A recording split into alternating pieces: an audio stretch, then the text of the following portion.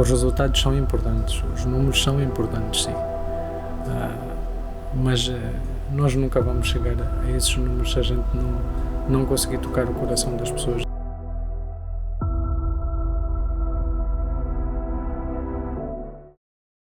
Elevar a liderança, amplificar vozes através das estratégias e desafios dos líderes e gestores executivos é o nosso lema.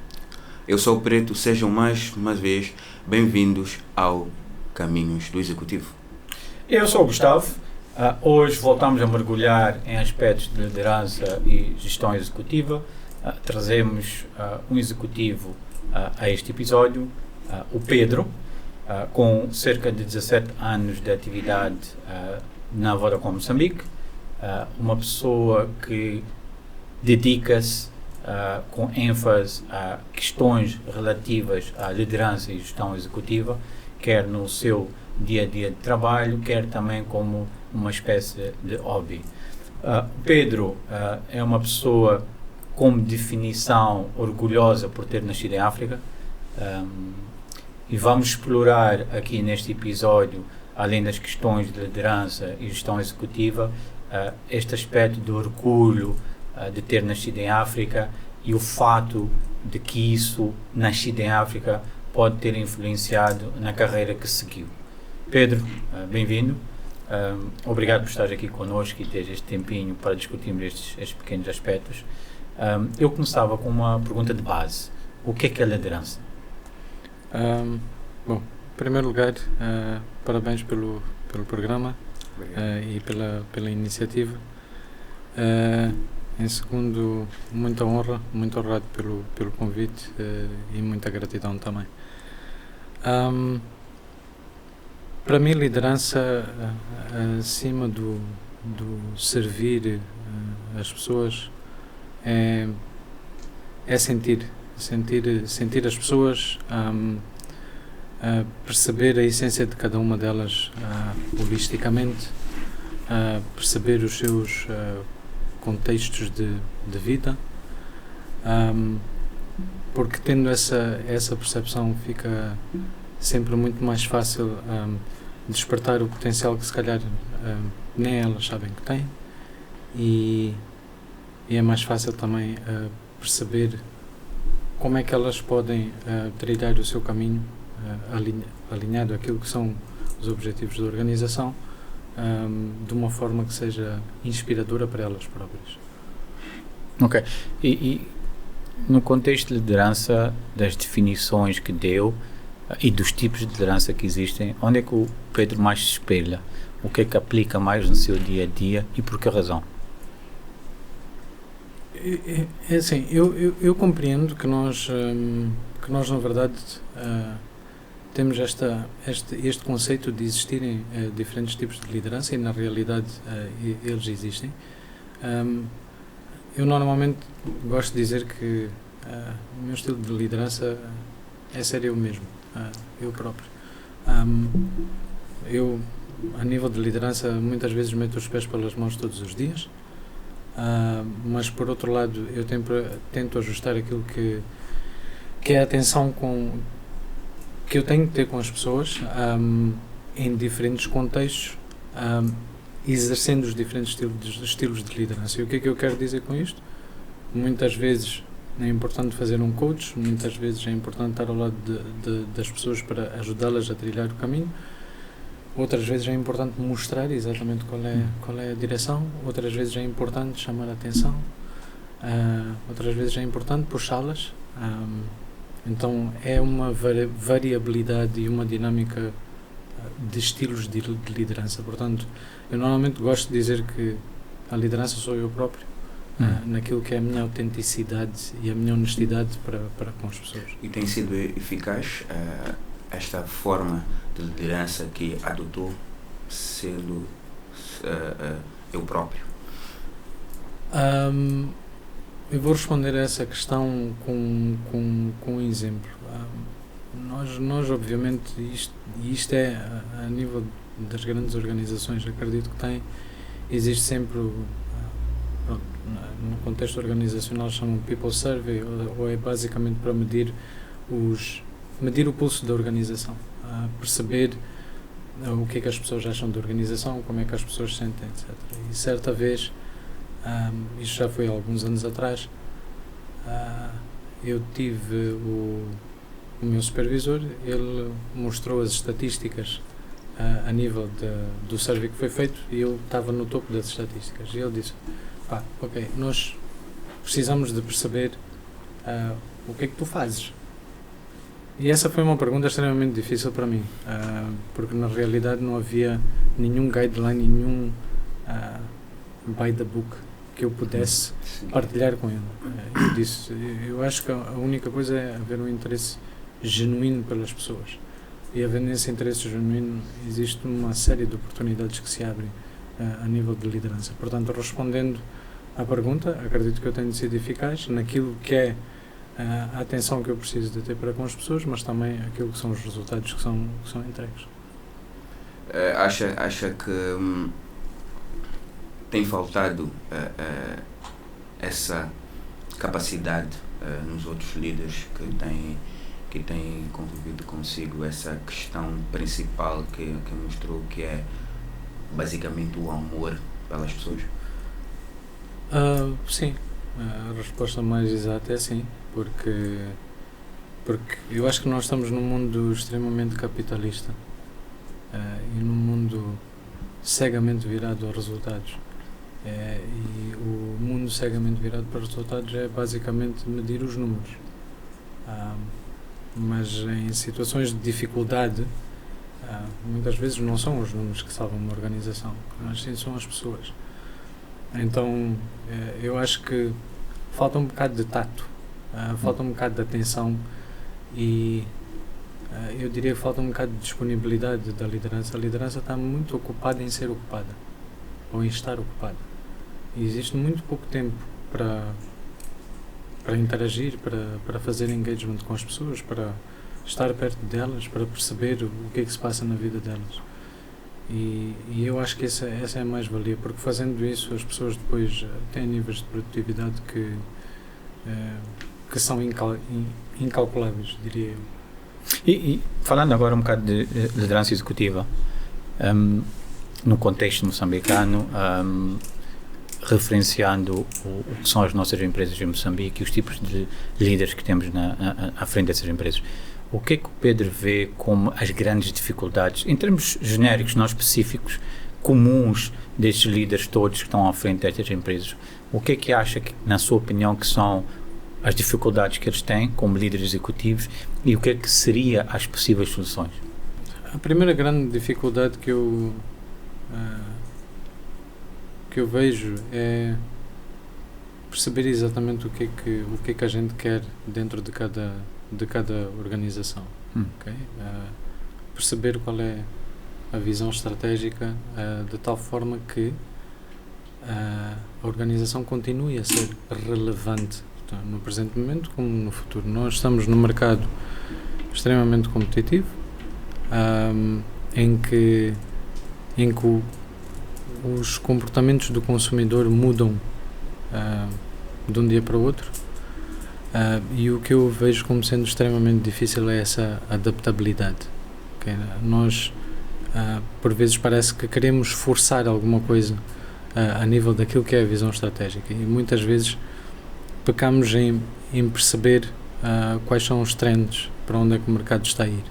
Então, essa visão estratégica corajosa, eu acho que falta. Falta e a nível de como nós podemos resolver, eu acho que é importante nós escutarmos mais aquilo que o mercado consumidor tem para dizer. Quando diz falta de coragem, estaremos a dizer que são líderes, ou a minha percepção, são líderes que não têm a mentalidade de tomar riscos ou ter riscos para ver se tem um proveito melhor, ou é inexperiência que possam ter que promove a não coragem de fazer certas ações ou ter certas atitudes que possam mostrar caminhos diferentes? É uma boa questão, porque isso liga a outro fator que preciso melhorar. A jornada de liderança é uma jornada contínua, é uma jornada de aprendizado contínuo. Um líder não pode dizer que é um líder e simplesmente achar que sabe tudo sobre liderança, porque na realidade isso não existe. E eu acho que os líderes que nós temos hoje em dia, principalmente neste país, colocam-se nesse patamar, no sentido de achar que são líderes e para por aí. O conhecimento fica completamente estagnado em duas vertentes, naquilo que é o nicho de mercado onde as suas instituições estão inseridas, assim como para ele próprio na sua jornada de liderança. Agora, duas coisas. A primeira, a questão do risco. As empresas, é aquilo que eu venho observando em algumas delas, que é existe o dizer, né, que tomamos riscos ou que aceitamos riscos. A promoção, digamos. Exatamente. Mas se nós entrarmos nessas empresas e perguntarmos, ok, qual é o vosso nível de risco? Qual é a vossa tolerância de risco? Não existe algo factual que seja apresentado. Então, logo, se não existe algo factual, significa que é algo que é dito sem uma base de fundamento. Portanto, esse é o primeiro ponto. O segundo ponto é, o que eu vejo é que a parte da responsabilidade, se a minha equipa comete algum erro, não interessa se eu estive presente, se eu não estive presente, se eu estive ao lado deles, se não estive. Eles cometem um erro, a responsabilidade é minha de responder pelo erro. Se eles cometeram um erro, eventualmente fui eu que não garanti que todo o contexto estivesse criado para evitar que o erro acontecesse. O que eu observo hoje em dia das lideranças é, principalmente a nível da liderança de topo, o erro nunca chega até a responsabilização deles, para sempre um nível mais abaixo.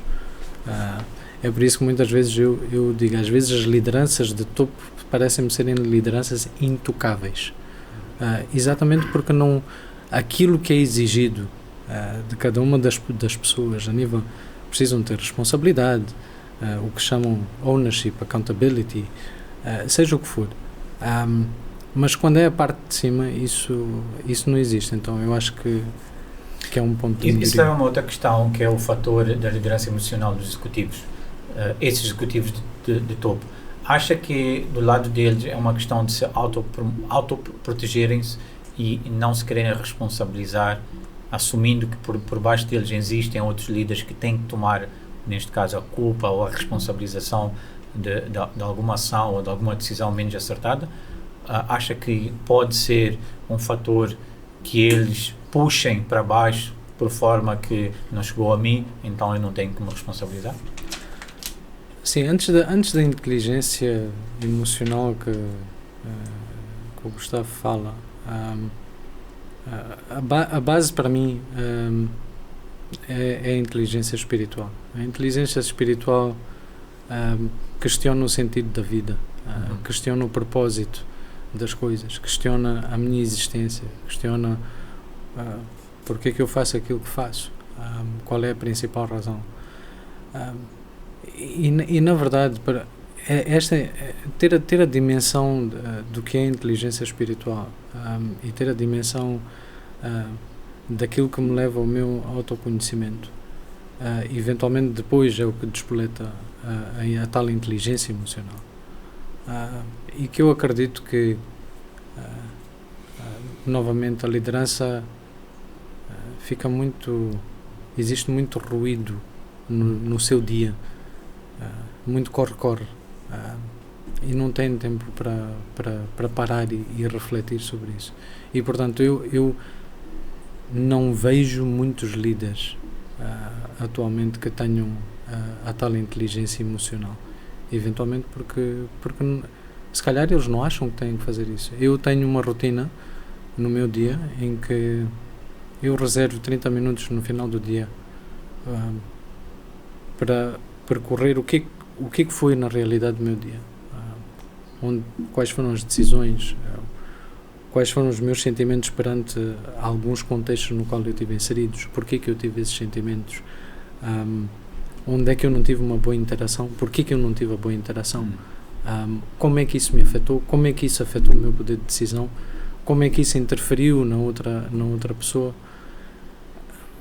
eu não vejo isso, muita gente a fazer isso. Então, existem características chaves para ser um líder eficaz? Existem características chaves, claramente, sem dúvida. Quais seriam, assim, na sua opinião, as mais básicas características chaves? A primeira delas, uma palavra que não se gosta muito de ouvir, que tem a ver com vulnerabilidade. E a vulnerabilidade, eu sempre digo, para mim a vulnerabilidade é um profundo ato de coragem, porque se nós repararmos, a vulnerabilidade tem duas vertentes. Tem uma vertente na perspectiva do líder como líder da organização, e tem uma vertente do líder na componente dele próprio para com as pessoas. E o que é que eu quero dizer com isto? O conceito de inovação que envolve criatividade, que envolve mudança, não pode existir se não houver vulnerabilidade, porque a inovação implica falha. Então não existe nada mais vulnerável do que eu estar propenso a uma falha. Então, para mim, inovação, mudança, estar propenso a mudança ou a minha criatividade tem muito à volta da vulnerabilidade à qual eu me exponho. Portanto, se nós tivemos uma situação, dos maiores feitos que eu tenho ao longo da minha carreira foi a criação de um departamento de desenvolvimento de software, e que foi uma luta para criá-lo, e que havia muita propensão para a falha, mas que eu acreditei que esse era o caminho a ser seguido, e pronto, e felizmente consegui materializar, mas poderia ter dado errado. E se desse errado também estaria tudo bem. E depois existe a outra vulnerabilidade, que é, para mim, a liderança tem muito a ver acerca de relacionamentos que a gente constrói com as pessoas. E para nós construirmos um relacionamento saudável com o outro, eu preciso construir um relacionamento saudável comigo próprio primeiro. E para eu construir um relacionamento saudável comigo próprio, eu preciso de eventualmente entrar numa jornada de autoconhecimento e autoatualização de mim próprio, diria eu. E para eu entrar nessa jornada de autoconhecimento é preciso coragem, porque nós fomos construindo capas, egos ao longo do tempo, e para fazer fit dentro de uma sociedade. E o que acontece é que, para nós desconstruirmos isso tudo e voltarmos àquilo que é a nossa essência, é preciso muita coragem. Eventualmente, nos primeiros tempos de uma jornada de autoconhecimento, eles não são nada agradáveis. Voltando um bocadinho atrás, uma das definições que está no seu LinkedIn que mostra o seu orgulho de ter nascido em Moçambique, obviamente em África. O que eu lhe perguntava é: acha que por ter nascido em África ou em Moçambique, e se tivesse nascido em outro continente ou em outro país, não em África ou não africano, acha que o seu caminho profissional para a liderança seria o mesmo, ou seriam influenciados por outros atributos ou outras situações que em África não existem, como líder? É uma boa questão. Eu acredito que por vezes nós somos também resultado do ambiente onde nós estamos inseridos. Ou seja, a nossa forma de pensar, os conceitos que a gente tem, nós por acaso, nossa geração, se calhar até a geração dos nossos filhos agora, são mais sortudos porque têm acesso a um maior volume de informação, ou seja, existe uma maior oportunidade para nós expandirmos os nossos horizontes a nível daquilo que são as nossas percepções e até as nossas limitações. Mas diariamente nós somos expostos a situações que eventualmente não seríamos se estivéssemos noutro contexto. Então nós somos obrigados a adaptar-nos. Ou seja, eu sou uma das pessoas que sou um privilegiado. Se eu comparar com a realidade, com o resto da realidade da população moçambicana, eu considero-me um privilegiado.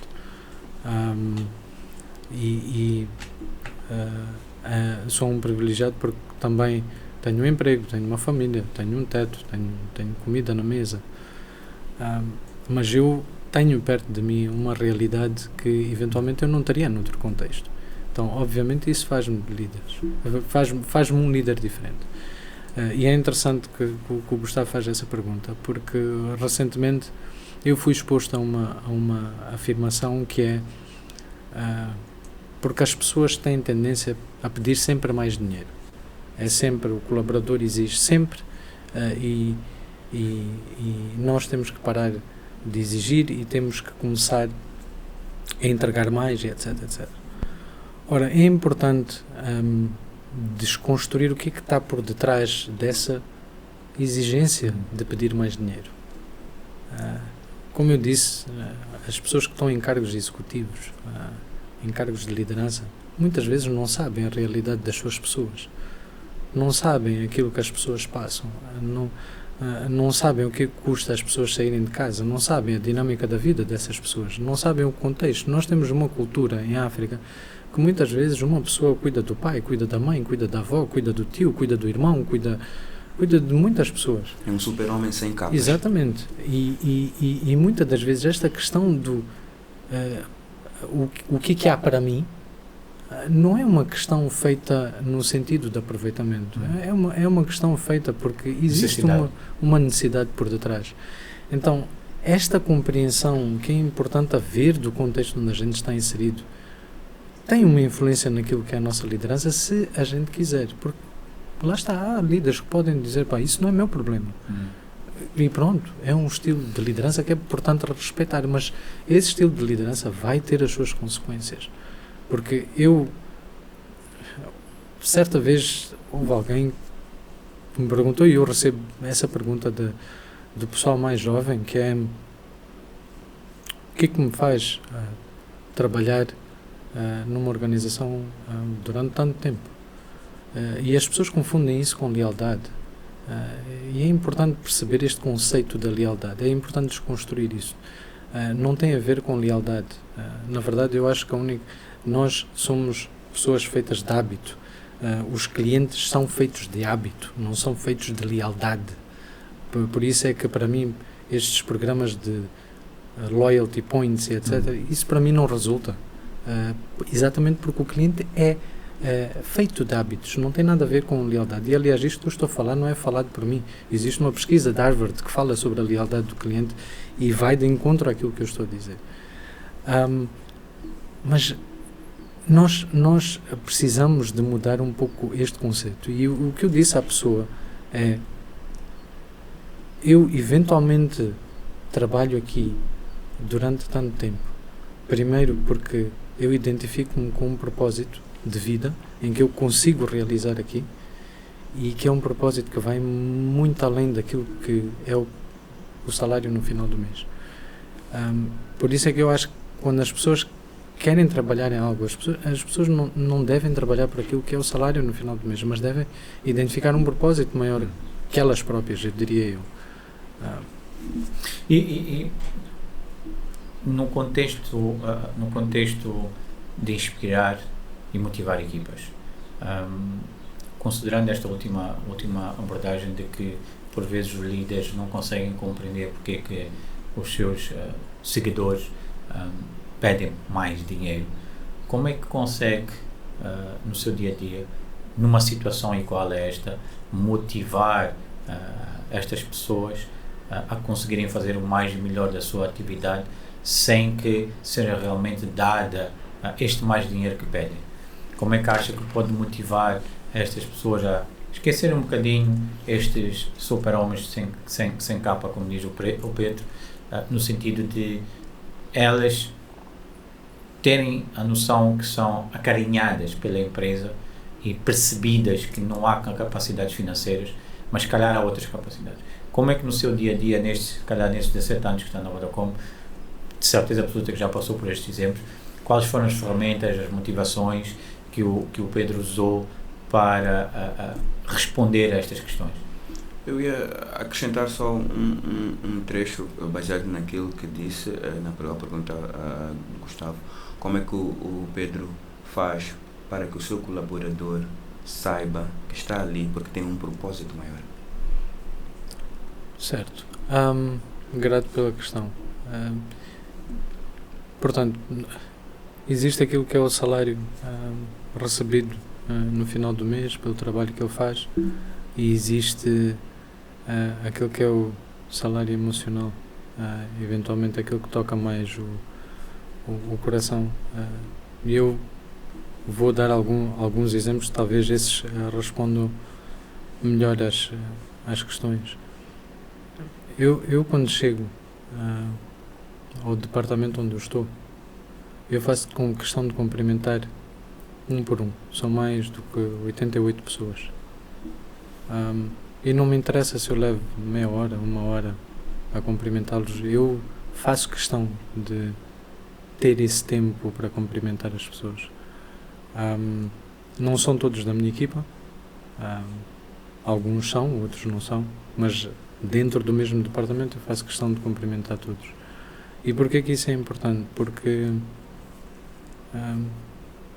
um bom dia, um olhar nos olhos, um perguntar como estás e observar a resposta que vem, e depois terem atenção em perceber que, bem, a resposta que veio não foi igual à de ontem, e perguntar à pessoa: mas está tudo bem? Queres ir tomar um café? Passa-se alguma coisa? Posso ajudar? Isso faz diferença. Ser humano. Isso faz diferença. Ou então, quando nós sabemos que um colaborador teve uma situação em que o pai não está bem, antes de falarmos qualquer coisa, é um bom dia, teu pai está melhor?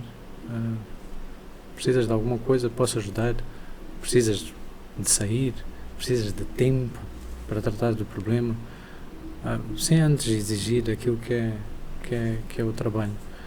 Essa é a primeira questão. É esse calor humano que é importante.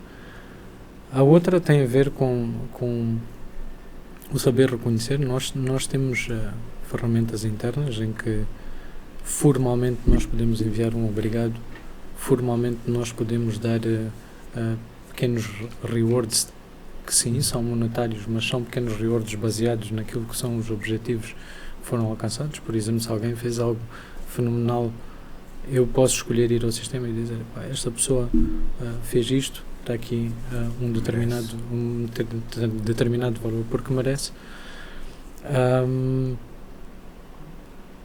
E outra coisa é a disponibilidade.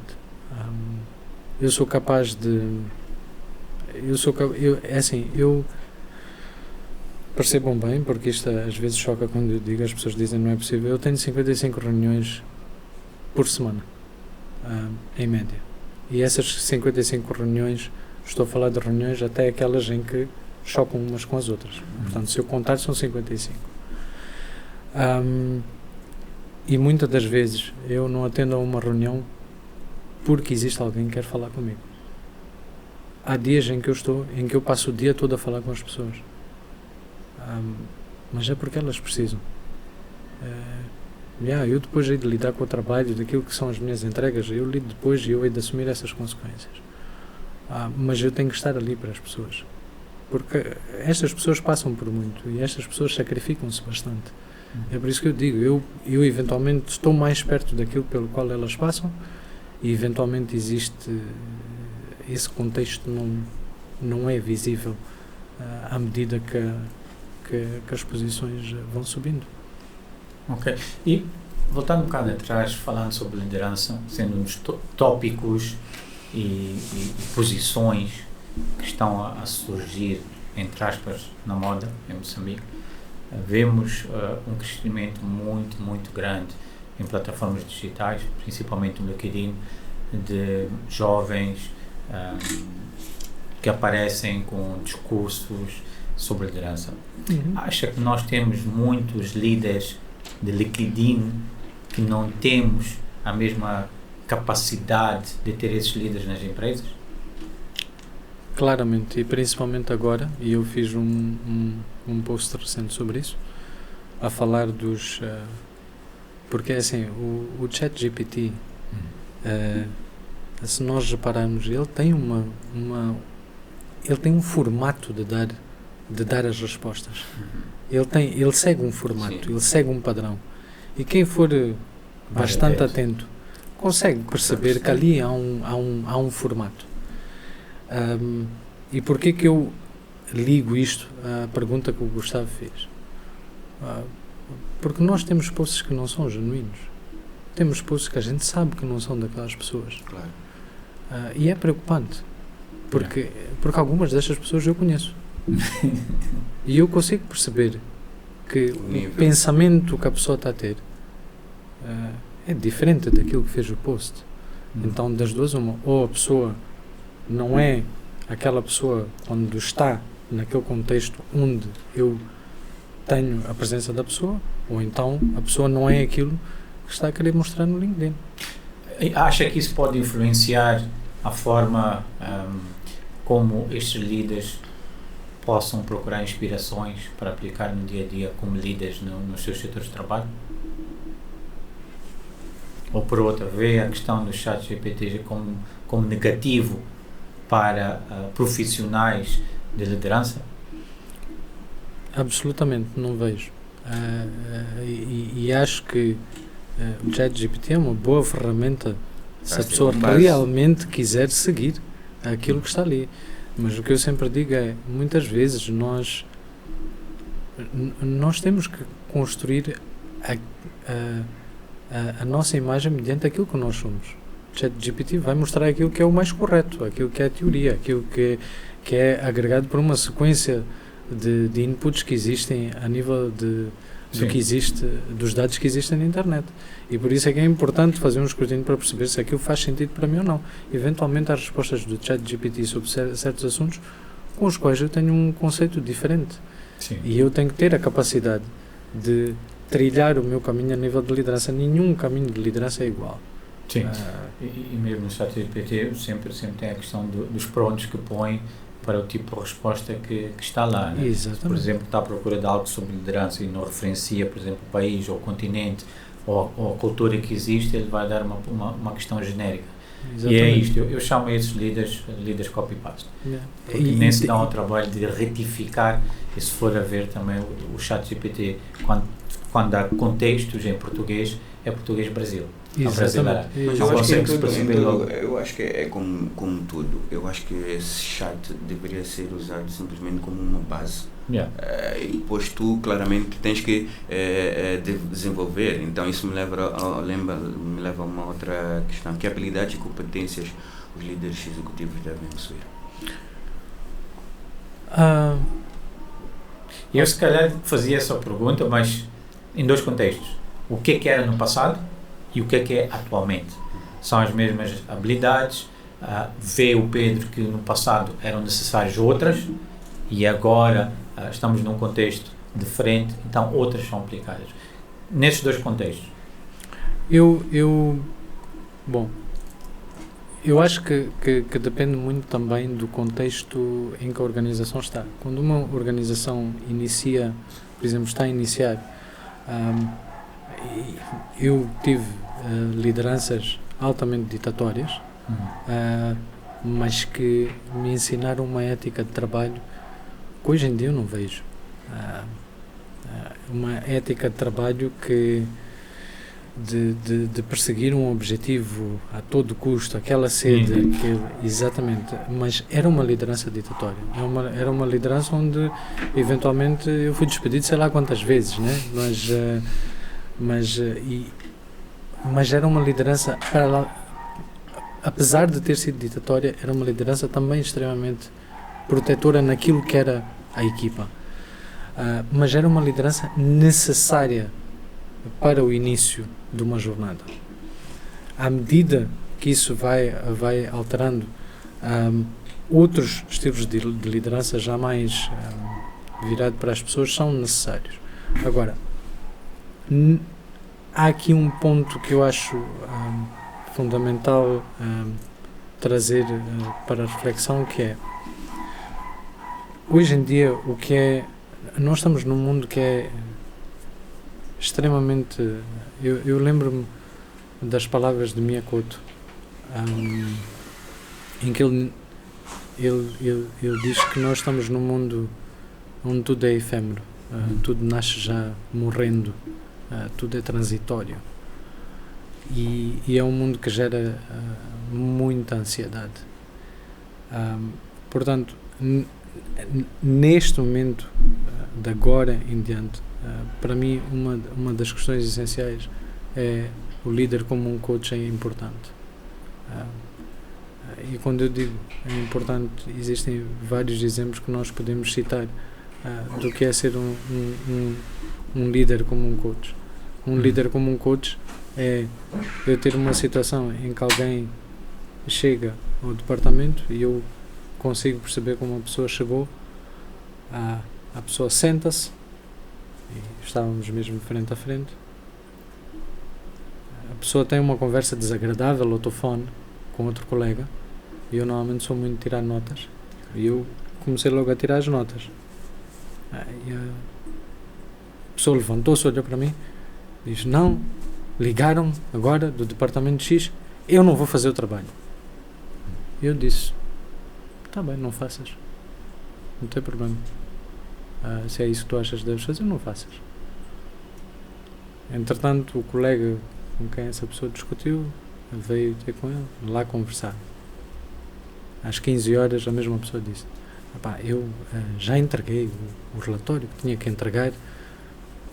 Eu disse: mas então, entregaste porque tu acabaste de me dizer que não ias entregar o trabalho. Não, mas já tratei. Ok. Então, quando eram 16h50, eu disse à pessoa: eu quero falar contigo. Eu disse: o que aconteceu hoje de manhã? Não, hoje de manhã não aconteceu nada. Eu disse: não, aconteceu. O que aconteceu hoje de manhã? Não, porque é o pessoal daquele departamento, é isto. Eu disse, sem falar nos outros, quer saber o que aconteceu contigo? Porque é que tu chegaste? O que aconteceu fora do job? Antes de tu chegares? E a pessoa lá abriu-se. Não tinha nada a ver com o trabalho. Por isso é que eu sempre digo, quando as pessoas entram no trabalho, as pessoas não têm um interruptor que desligam, não é? São elas próprias. E aqui, o que quer que tenha acontecido vai ter influência no trabalho. Para isto é preciso tempo. E para isto é preciso observar.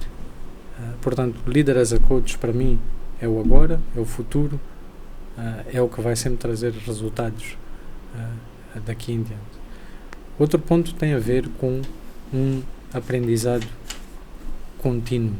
E quando eu digo aprendizado contínuo, eu não falo só acerca da jornada de liderança, eu falo também acerca daquilo que é a indústria onde este líder está inserido.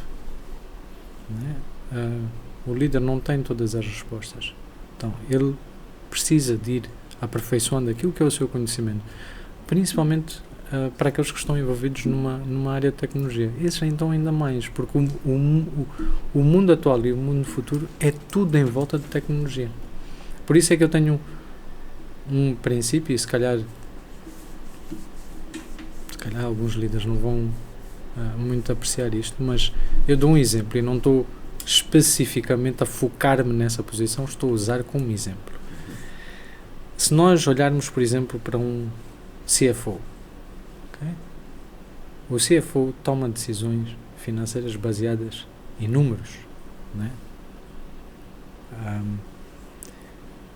Mas aqueles que estão na área de tecnologia precisam de conhecimentos de tecnologia, precisam de conhecimentos de supply chain, precisam de conhecimentos financeiros por causa das ordens de compra, por causa dos budgets, por causa dos planeamentos, etc. Portanto, aqueles que estão na área de tecnologia têm uma visão a nível maior. Então, para mim, as indústrias tecnológicas, neste momento, precisam de ter pessoas, principalmente na área financeira, que sejam também tecnológicos. Ou seja, que tenham um campo de visão focado em outros segmentos, não só em números. Exatamente. Okay. Dando seguimento, fontes de inspiração.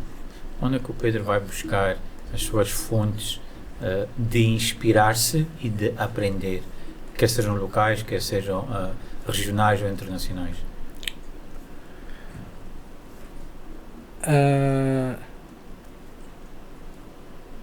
A primeira fonte de inspiração que eu tenho, na realidade, é cada membro da minha equipa. Ok.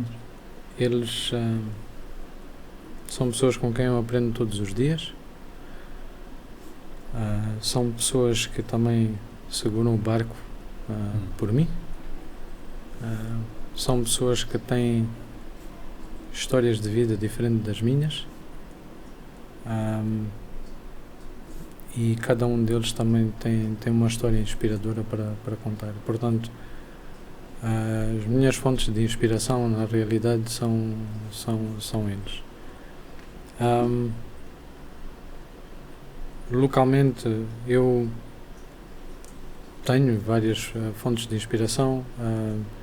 Fora também, eu sigo particularmente uma pessoa que eu admiro muito, que é o Vishen Lakhiani. Ele é CEO da Mind Valley. E porquê que ele é uma fonte de inspiração? Exatamente porque ele trilha um caminho de inteligência espiritual, que é aquilo que eu também busco.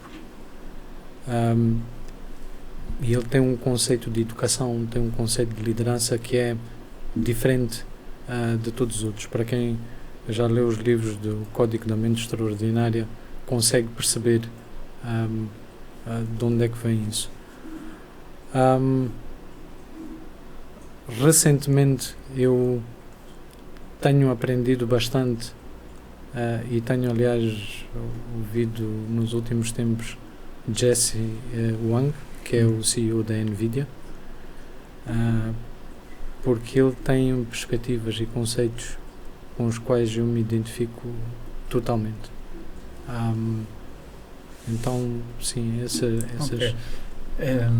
Nesse contexto, vamos se o Pedro tivesse a oportunidade de ter um almoço, um jantar com qualquer líder carismático presente entre nós ou já não, quem é que escolheria e porquê que escolheria?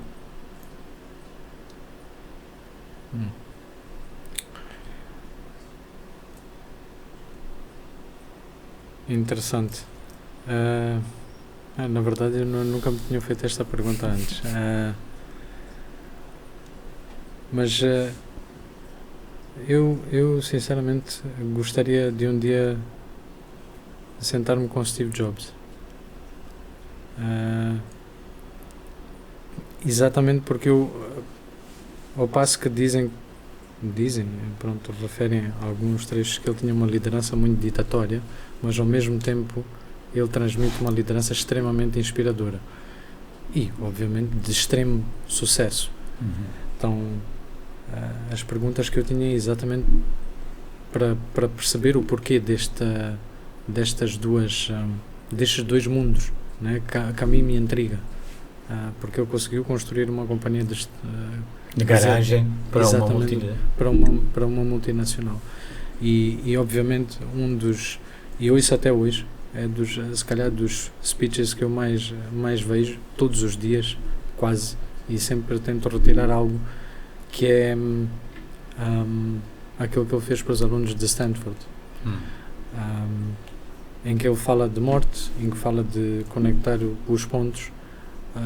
Então ele eventualmente era uma pessoa com quem eu gostaria de... Ok, e nesse contexto, pensar na geração mais nova, filhos,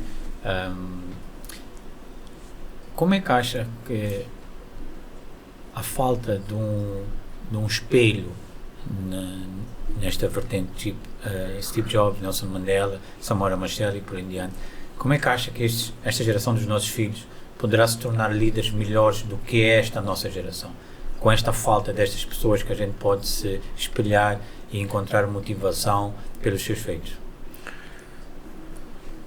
Eu acho que os líderes começam a ser formados com uma base educacional forte em casa, não é? Aquilo que é o ambiente familiar, aquilo que são os ensinamentos passados pelo pai, pela mãe, pelos avós. Eu sou uma pessoa privilegiada porque eu conheci bastante bem os meus bisavós, conheci bastante bem os meus avós, convivi bastante tempo com eles, Tenho uma avó que ainda é viva, então isso para mim faz a sua diferença. Para mim, a base educacional é o primeiro alicerce que nós temos para formar líderes. Sim, existem líderes que são formados nas adversidades, é verdade. Temos muitos exemplos desses. E esses são formados com resiliência, por tudo o que passaram nas suas vidas. Mas para mim o líder começa a ser treinado em casa. Pelos princípios e pelos valores que são transmitidos a essas pessoas. Eu não diria que... Acredito que nós temos fontes de inspiração nacionais, mas acredito mais uma vez que o nosso papel como entre aspas, as pessoas que guiam esta geração mais jovem, é nosso papel também de mostrar o caminho que a gente acha que é mais correto eles seguirem. Eles depois sempre têm uma escolha no final, né? Essa talvez é a dura realidade. Aos meus filhos eu posso querer forçar tudo e mais alguma coisa, mas a conversa que eu tenho com eles é sempre no sentido de eu estou-vos a mostrar um caminho, mas vocês seguem se quiserem.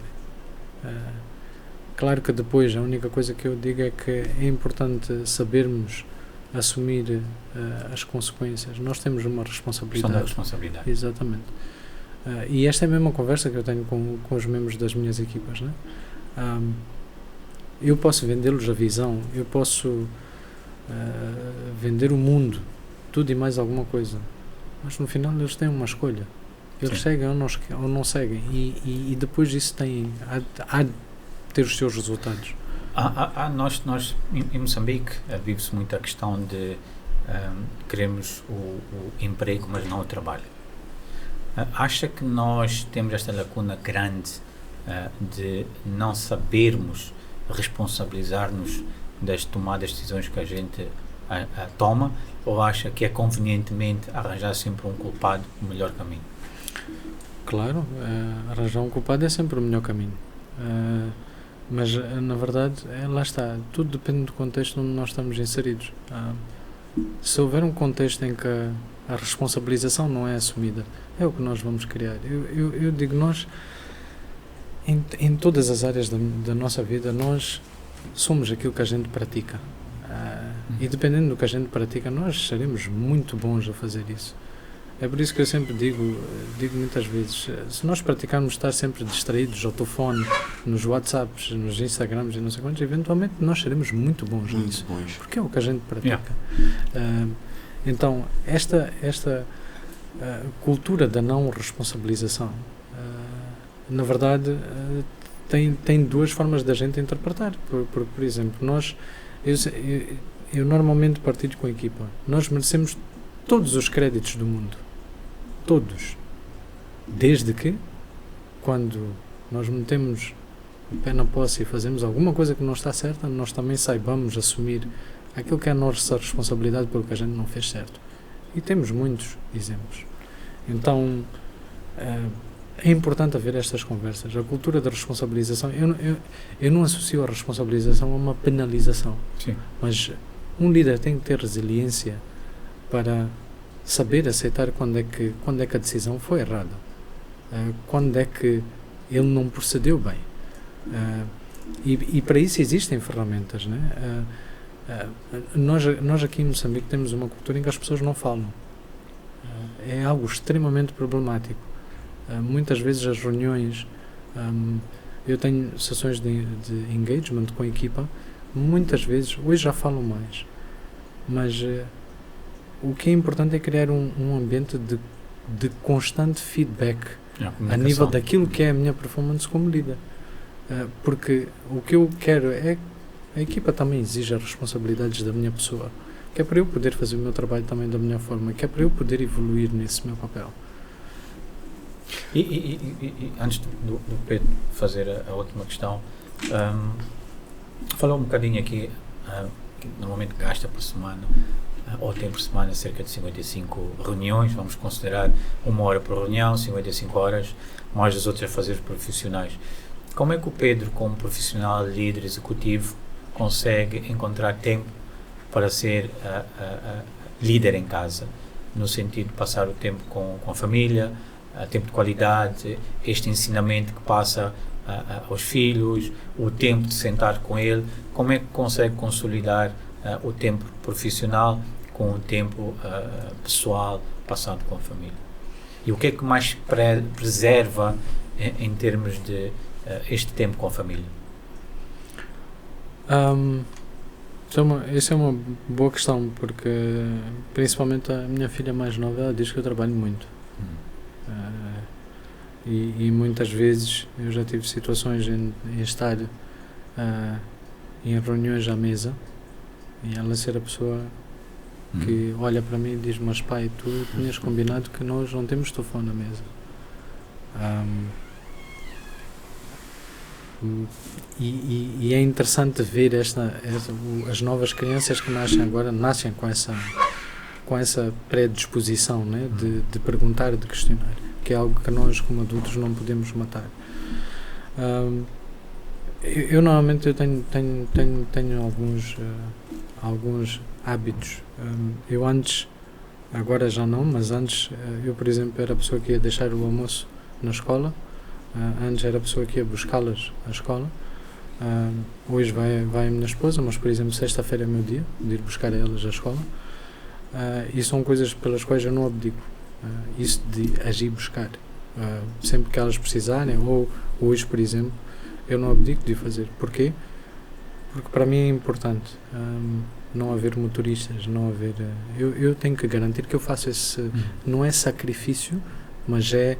Eu crio essa dinâmica de maneira a garantir que eu esteja presente na vida delas. Então, esse é um ponto. Eu normalmente chego a casa relativamente, em comparação com outras pessoas que eu conheço, eu acredito que eu chego cedo.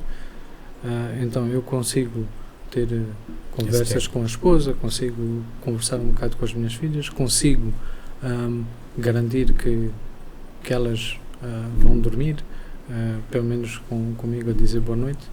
Então isso está lá, e eu tento garantir que isso mantém-se.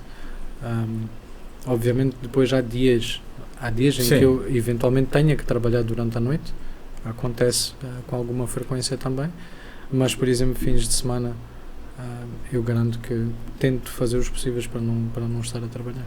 Ok, também mostra uma questão de ensinar a disciplina, comprometendo-se com esta questão de ir à sexta-feira buscar e por em diante. Preto? Claramente aprendemos aqui grande coisa e o Pedro tem se mostrado um grande líder e claramente tem muitos olhos para si. Que conselhos quer deixar agora para os diversos líderes executivos, e gostaria também que pudesse deixar uma mensagem importante para aqueles que são a sua fonte de inspiração diária, que são os seus colaboradores? Sim, vou começar pela última parte. Eles sabem que eu vim cá, eles sabem porque que eu fui convidado, porque eu sempre trato de explicá-los porque que eu não venho ao escritório, ou quando é que eu vou chegar atrasado. Às vezes eu também não chego sempre à mesma hora. Eu procuro fazer com que eles saibam sempre os passos que eu estou a dar, inclusive algumas situações da minha vida, como por exemplo quando tenho as filhas doentes. Eles sabem que eu tenho as filhas doentes, e às vezes eu preciso ficar em casa, etc. A mensagem que eu tenho para eles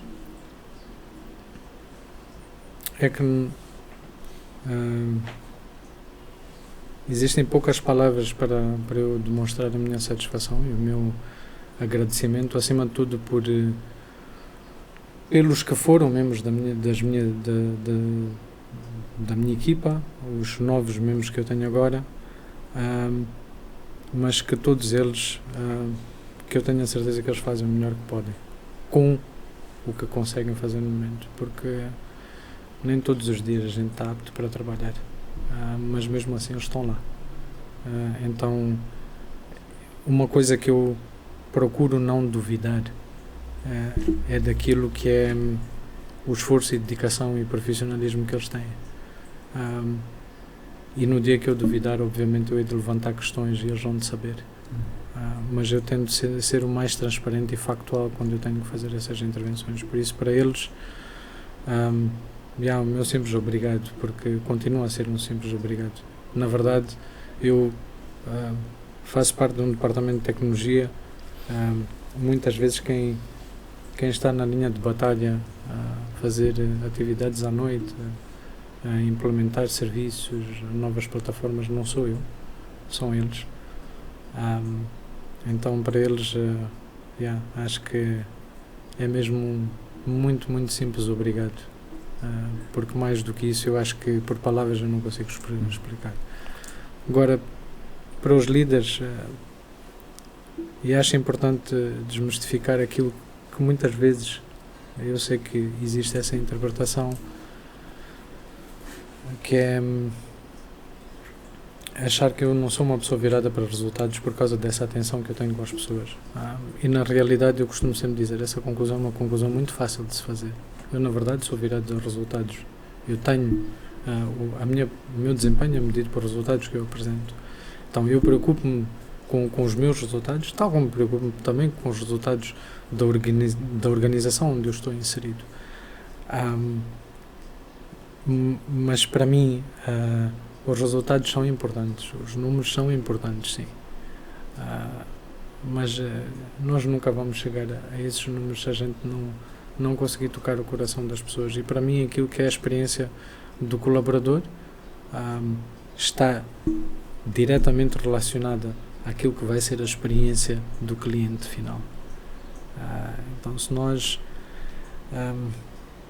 o maior conselho que eu poderia dar aos líderes é deem-se tempo para conhecer com quem eles trabalham, convidem as pessoas para um café, tenham conversas aleatórias, porque isso eventualmente é o que vai criar esse bond, criar essa conexão. Exatamente. Ok. Pedro, obrigado pelo teu tempo e esta conversa que nós tivemos em torno destes dois tópicos. Obrigado por partilhares também a questão da parte familiar e passar isto também aos nossos convidados que já passaram por cá, mas também a quem nos vê. Muito obrigado também aos colegas da equipa do Pedro. Pelo que nós percebemos, eu e o Preto são uma equipa do verdadeiro sentido. Não apenas um conjunto de pessoas, uma equipa que faz, batalha, está lá pelo outro. É de louvar este espírito que tu conseguiste implementar numa empresa grande como é a Vodacom. E nós ficamos por cá, vemo-nos em breve. Eu sou o Gustavo.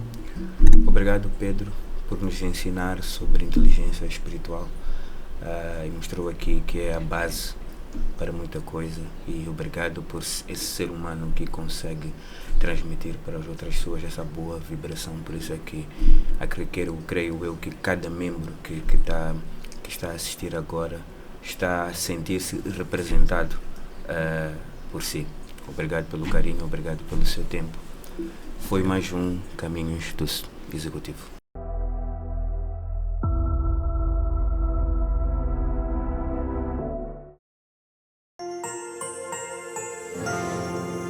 Uma realização Fortis Filmes.